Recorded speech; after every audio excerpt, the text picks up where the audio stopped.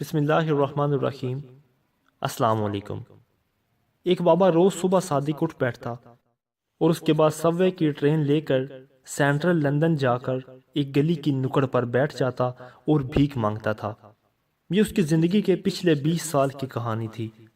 20 سال سے روز وہ بڑی باقاعدگی سے صبح سویرے اٹھ کر ٹرین اسٹیشن پر پہنچ جاتا اور ادھر سے اپنی منزل مقصود پر۔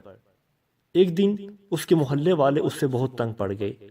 بابا کا چھوٹا سا گھر تھا اور بابا بالکل صفائی کا خیال نہیں کرتا تھا۔ وہ اپنے آپ اور اپنے گھر سے بہت لاپرواہ تھا۔ ایک دن محلے والوں نے شکایت کر دی کہ اس کے گھر سے بہت بو آتی ہے۔ محلے والوں نے پولیس کو بلا لیا اور ان کو شکایت درج کروا دی۔ چند بیج والے آفیسر آئے اور اس کے دروازے پر دستک دی۔ اس نے دروازہ کھولا اور لاپرواہی سے واپس اندر چلا گیا۔ پولیس والوں نے اسے بتایا کہ لوگ کیا شکایت کر رہے ہیں۔ اس نے آگے سے کوئی جواب نہ دیا۔ انہوں نے خود اپنی صفائی والے بلا لیے اور اس بابے کے گھر کی صفائی کروا دی۔ اس دوران پولیس والے یہ دیکھ کر ہکا بکا رہ گئے کہ ایک کمرے میں پیسے کی بوریاں پڑی ہوئی تھیں۔ بابا جو کچھ مانگ کر لاتا تھا اسے خرچ کیے بنا اٹھا کر بوریوں میں ڈالتا جاتا تھا۔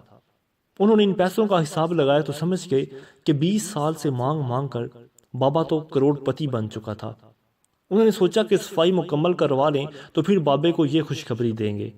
جب سارا گھر صاف ہو گیا تو انہوں نے بابے کو بتایا کہ بابا جی، اب سے آپ کو دوبارہ کبھی پیسے مانگنے کی ضرورت نہیں پڑے گی۔ آپ تو 20 سال سے مانگ مانگ کر اور جمع کر کر کے کروڑ پتی بن چکے ہیں۔ بابا نے کوئی جواب نہ دیا اور گھر کے اندر جا کر اندر سے لاک لگا دیا۔ اگلے دن صبح صادق بابا جی پھر سے اٹھے اور سب وے پر پہنچ گئے، اپنی ٹرین لی اور جا کر گلی میں بیٹھ گئے اور پھر سے مانگنے لگے۔ اس کہانی کا حاصل ضبط کچھ بھی نہیں ہے سوائے اس کے کہ وہی کام کرو جو کرنے میں تمہیں مزہ آتا ہے۔ لوگوں کو گولی مارو، کیا کہیں گے، کیا سوچیں گے، خوشی جمع کرنے اور خواہشات پوری کرنے میں نہیں ہے، نہ اس بات میں کہ لوگ مجھے فن خان سمجھیں۔ خوشی کا مطلب ہے کہ وہ کام کرو جس میں تمہیں مزہ آتا ہے۔ کسی کی خوشی سے زیادہ اپنی خوشی کی پرواہ کرو۔